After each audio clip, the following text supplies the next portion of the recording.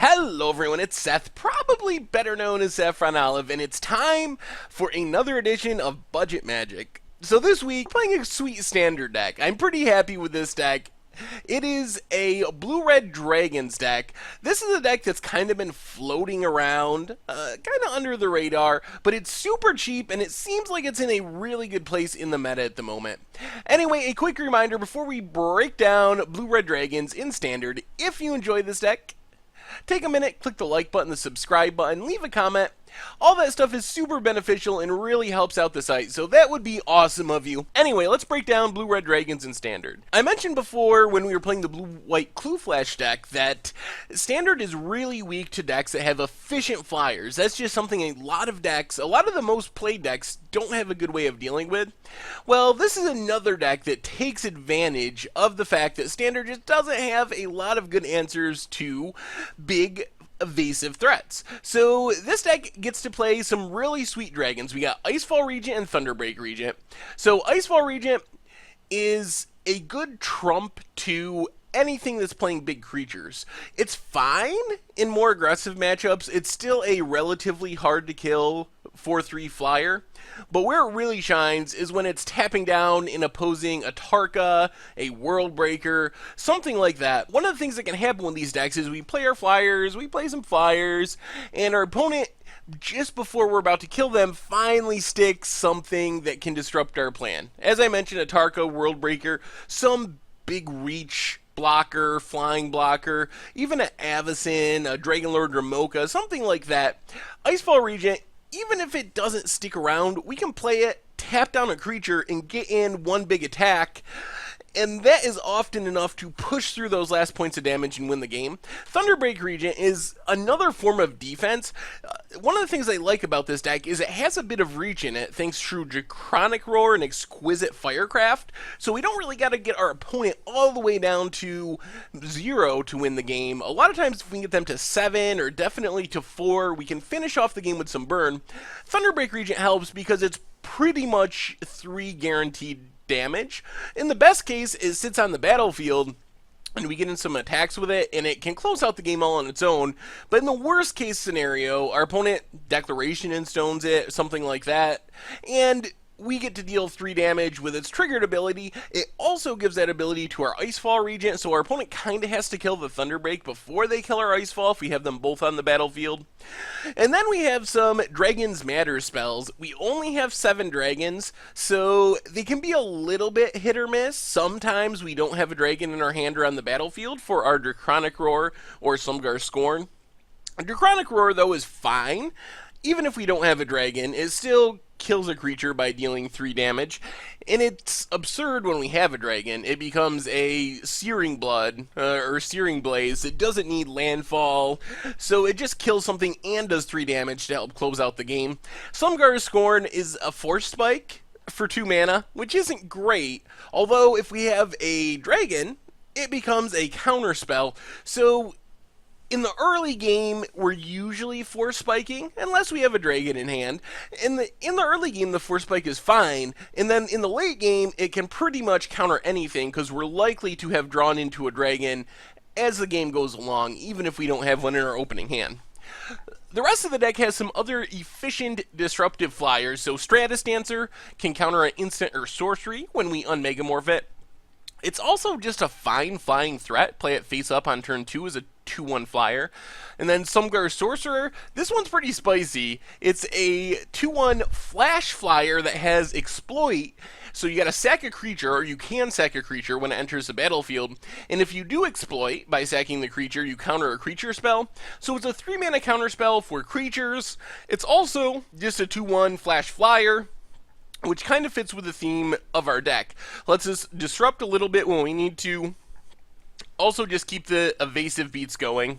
Then you probably remember a couple of these cards from our Clue Flash deck because it has the Dimensional Infiltrator Rattlechains package, which has become a really powerful and popular package for some standard decks, but just 2/1 flash flyers, Rattlechains. This isn't a spirit deck. There will probably be a really sweet spirit deck once Eldritch Moon officially releases, but in this deck, Rattlechains pretty much can save another Rattlechains using the hexproof ability from a removal spell. But really, they're just there to let us leave up our mana, flash it in at the end of the turn to avoid sorcery speed removal, keep getting in some beats. Sky Spawner, another 2/1 flyer. Really, we have dragons, we have dragon matter spells, and then we have a million 2/1 flyers of all different varieties. But Sky Spawner doesn't counter a spell like our Stratus Dancer or our Slumgar Sorcerer. Instead, it gives us a little Eldrazi token, which we can sacrifice to add a mana. Pretty much it's a 2/1 flyer that gives us an additional ground chump blocker, although it can also allow us to curve into our Icefall Regent a turn earlier. We play this on turn 3, get the Scion, sack the Scion on turn 4, play our Icefall Regent, tap something down, keep attacking. And then just a single PN Carandalar might seem out of place, but it gives us a bit more reach, and it gives us a couple of flying tokens. And then I mentioned him earlier, the 4 Exquisite Firecraft. This is a really powerful effect in our deck. We can usually turn on Spell Mastery, and in the early game we can use it to kill something of our opponents, but the real power is in the late game. This is the card that allows us to focus on getting our opponent to 4 or 7 if we have a Draconic Roar, or to 8 if we have double Exquisite Firecraft, which is pretty easy to do when we have a Flash Flyer on turn 2, another one on turn 3. We're hitting for 2 or 4 or sometimes 6 a turn. So then on turn 5, turn 6, we have our opponent down to a life total where we can Exquisite Firecraft and finish off the game, sometimes in an uncounterable manner. Mana base wise, blue-red duels, Fumaroles, Shivan Reefs, Highland Lakes, and then some basics, 7 islands and 6 mountains. Moving to the sideboard, we have our control package, Fevered Visions. I talk about this card all the time because I really love it. This is a control deck killer.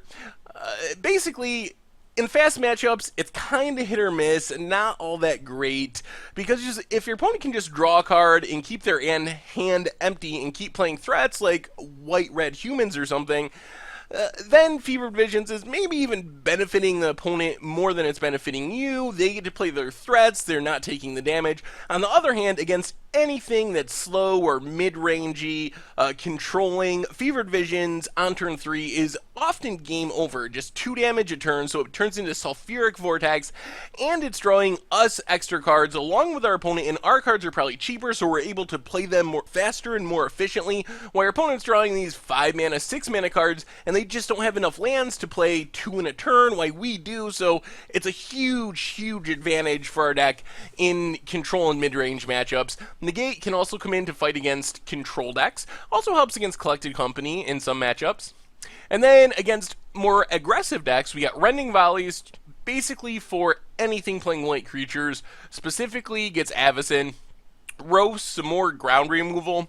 Really helpful against the white decks that get an Always Watching on the battlefield. When the white decks don't have a Always Watching, or they're playing like Bant Company or 4-color Rights, Seismic Rupture is insane. Kind of the Whip Flare of the deck. If you remember, Whip Flare deals 2 damage to all non-artifact creatures. And it's used in Affinity, a deck that plays all artifact creatures, as kind of a one-sided Pyroclasm. Well, Seismic Rupture kind of is the same thing in our deck because we have so many flyers. The only ground creatures we have is a single Pia and Carandalar, and then the Scion token that comes from Eldrazi Sky Spawner. But our opponent most likely has a bunch of ground creatures, so a lot of times we can move this into a 2-for-1, 3-for-1, 4-for-1 kind of advantage by wiping away our opponent's board by not touching our stuff. And then last but not least, for the Eldrazi matchup, we have an Eldrazi Obligator. We do have a bit of colorless mana thanks to Shivan Reef. So basically we play this for 5 mana, paying the kicker cost to steal our opponent's Ulamog or Atarka and get in that big hit to finish out the game. Anyway, this is Blue-Red Dragons for Standard. I think the deck is pretty sweet and pretty fun, and I really enjoyed playing it. I think you'll have fun with it, and I think it's really competitive. I think this is a deck that you could take to a tournament and expect to win with. Definitely F&M leagues on Magic Online, so I think it's a really competitive brew in our current format. So if you're looking for something cheap to play while you're waiting for Eldritch Moon, this is a pretty good option for Standard.